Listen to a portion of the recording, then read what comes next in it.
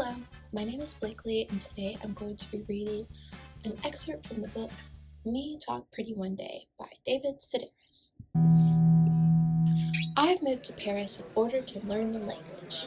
My school is the Alliance Française, and on the first day of class I arrived early, watching as the returning students greeted one another in the school lobby.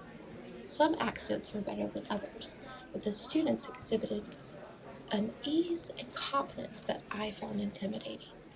I remind myself that I'm now a full-grown man. No one will ever card me for a drink or demand that I weave a floor mat out of newspapers. At my age, a reasonable person should have completed his sentence in the prison of nervous and insecure. Isn't that the great promise of adulthood? I can't help but think that somewhere along the way I made a wrong turn.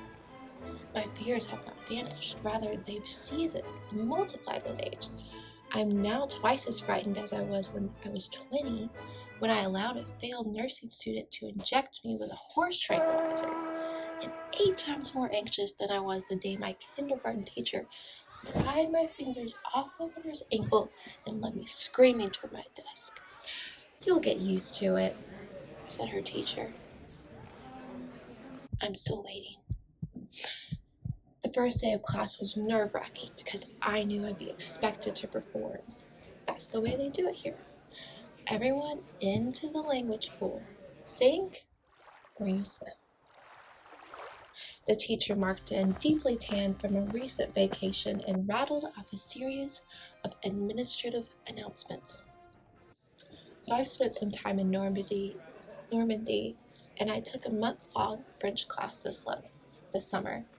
So I'm not completely in the dark, but I only understood about half of what the teacher was saying.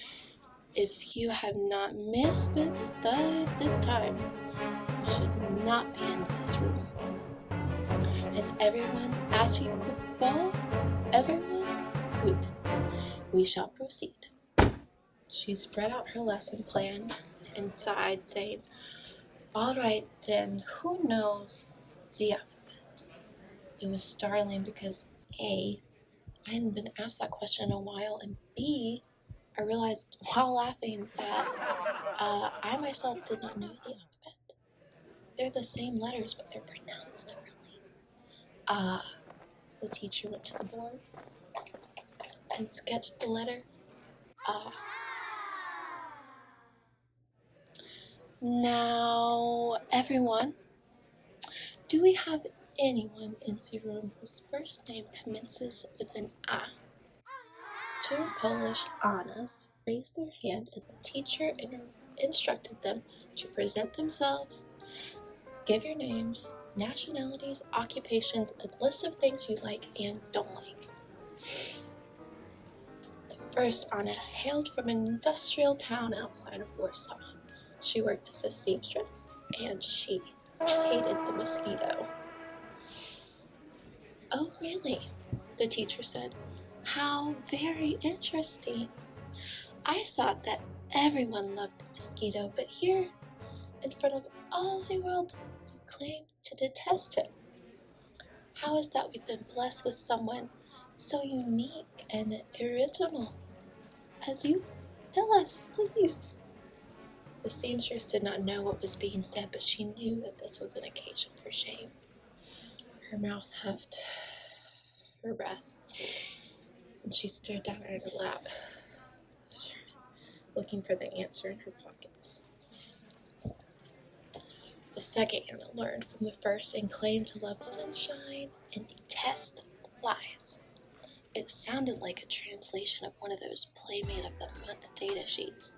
The answers always written in the same loopy handwriting.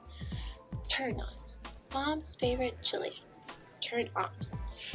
Insincerity and guys who come on too strong. The 2 Polish women surely had clear notions of what they liked and disliked, but like the rest of us, they were limited in terms of vocabulary, which made them appear less than sophisticated.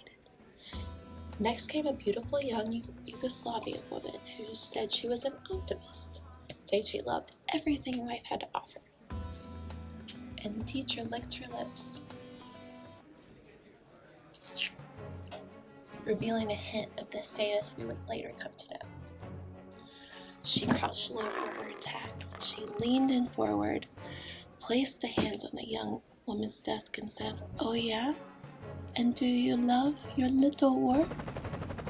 While the optimist struggled to defend herself, I scrambled to think of an answer to what had obviously become a tricked question. How often were you asked what you love in this world? More importantly, how often are you asked and then publicly ridiculed for the answer? I recalled my mother, flushed with wine, pounding the table late one night, saying, "Love, what do I love? I love a good steak, cooked rare. I love my cat, and I love..." My sister and I leaned forward, waiting to hear our names. "Tums. I love Tums." The teacher killed some time accusing the optimistic girl of masterminding a program of genocide, and I jotted frantic notes beyond the reach of my French vocabulary, and I delivered an effortless list of things. I detest blood sausage, intestinal pate, and brain pudding. I've learned these words the hard way.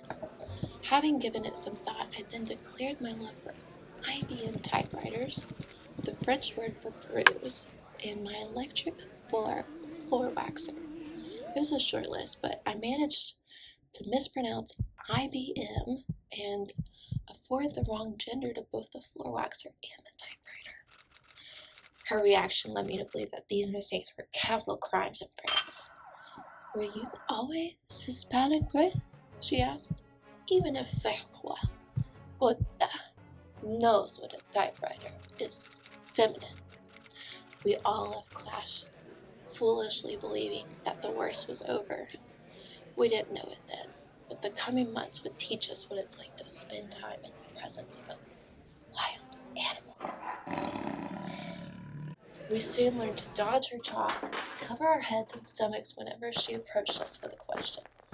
"I hate you," she said to me one afternoon.